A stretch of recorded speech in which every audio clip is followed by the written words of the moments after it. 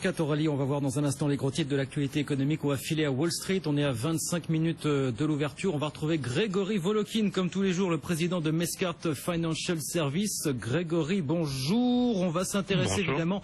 Ah bah oui, forcément, c'est le grand rendez-vous maintenant, la saison des résultats qui a commencé hier soir avec Alcoa, comme tous les ans.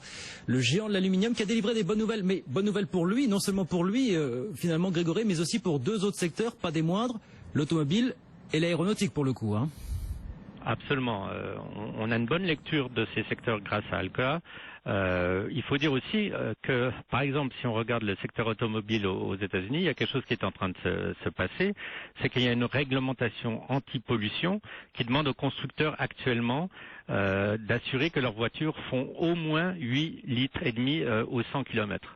Alors, ce qui va se passer, c'est que l'année prochaine, on va passer de 8 litres et demi aux 100 km à 6 litres et demi aux 100 km et d'ici 2025 à 4 litres 3 aux 100 km. Pourquoi je vous dis ça? Tout simplement parce que un des moyens pour les constructeurs automobiles d'augmenter l'autonomie des voitures, c'est de diminuer le poids de ces voitures, et pour diminuer le poids des voitures, c'est d'utiliser de l'aluminium. Donc il voit, Alcoa, là, une forte demande sur ces 10 prochaines années dans l'aluminium pour les constructeurs automobiles. Ce matin même, Jeep, donc c'est Fiat Chrysler, annonce que Jeep Cherokee va être construit en aluminium.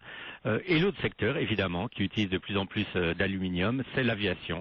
Et là aussi, une croissance annuelle de la demande en aluminium de 10%. Donc pour Alcoa, comme on dirait, c'est tout bon, d'autant plus qu'ils fabriquent en dollars et ils achètent leurs matières premières en dollars, donc leurs coûts sont en nette baisse. C'est tout bon, donc ça veut dire qu'on est là face à une des rares grosses boîtes américaines qui profitent finalement de la hausse du dollar pour le coup, Grégory, c'est ça, vous dites exactement ça, et je pense que ça va être plutôt l'exception que la règle.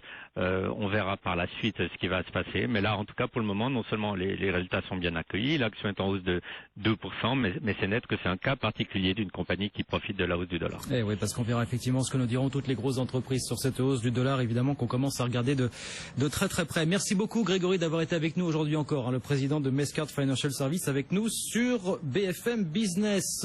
15h07, Aurélie, on vous retrouve avec, et on en disait un mot effectivement avec Grégory, la baisse des cours du pétrole qui se poursuit aujourd'hui. Oui, ça continue, à tel point que l'OPEP reconnaît aujourd'hui